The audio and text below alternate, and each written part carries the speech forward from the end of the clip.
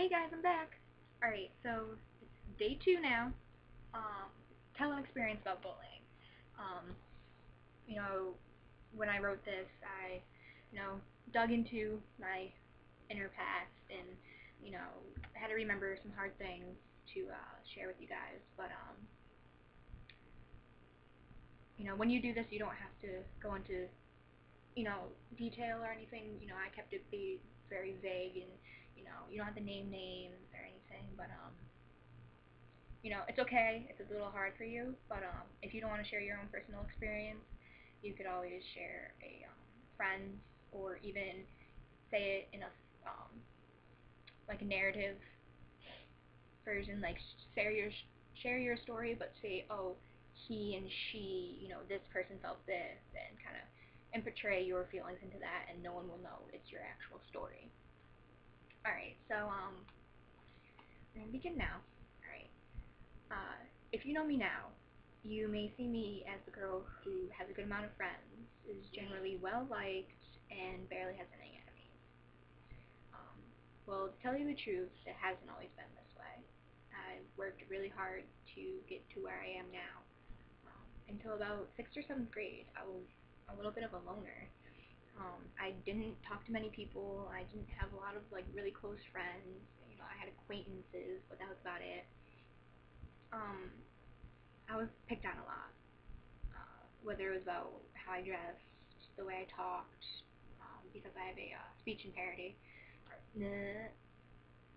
I can't even say the word, but I have a speech impairment, which makes me say a lot of words, differently, with a different accent, just because the way my tongue works. So, and even my weight, it hurt a lot. Um, and as anyone who is bullied can tell you, you always see the faces of the ones who said these cool things. When you're laying in bed at night and you're thinking about that day, you could tell exactly who said what and how they said it and their tone behind it and their facial expressions. Everything is just so vivid. It's like you're reliving that moment again. I rarely felt accepted. I can remember walking around the field during recess alone because no one really wanted me to play. No one asked me to. I was different and they didn't really know how to take that. And surprisingly, I'm close friends with some of the worst offenders. I got over it, and I didn't hold a grudge. We were in elementary school; they didn't mean a lot, but you know, there are still days that I see their face and I hear the words that were once said, and it hurts. And I will. I know I'll never forget these things. They're a part of who I am today. Because of my past, I have the ambition to change people's minds and not let anyone go through what I did, because it's horrible. And I know a lot of people had it a lot worse than I did. With me, it never got physical.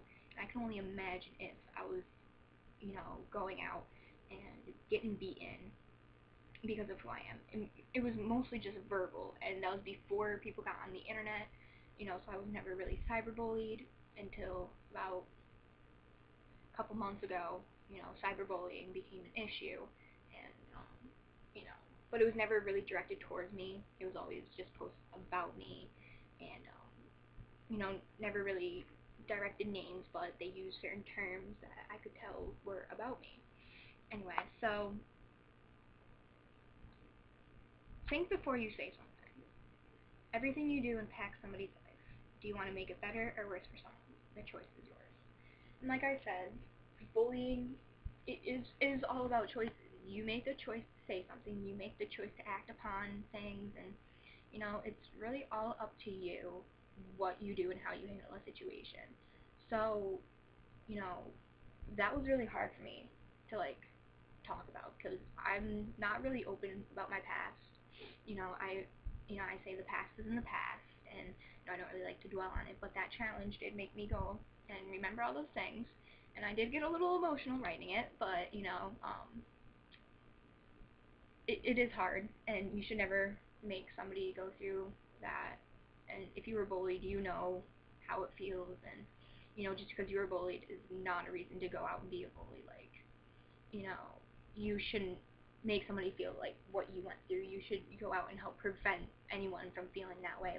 If you see people getting bullied, like, hey, that, just like step in and be like, hey, that's not right, like, leave them alone, you know, and like, you don't have to be friends with the person who's bullying, but after the bullying stops, like, go up to them and be like, are you okay? Like, make sure they're alright, because you never know. Maybe they'll open up to you and tell them why they're quiet all the time or something. Maybe they could confide in you, and that'd be awesome. Because really, people who get bullied, they just want to look for somebody to talk to, and someone to confide in, and somebody they can trust, you know.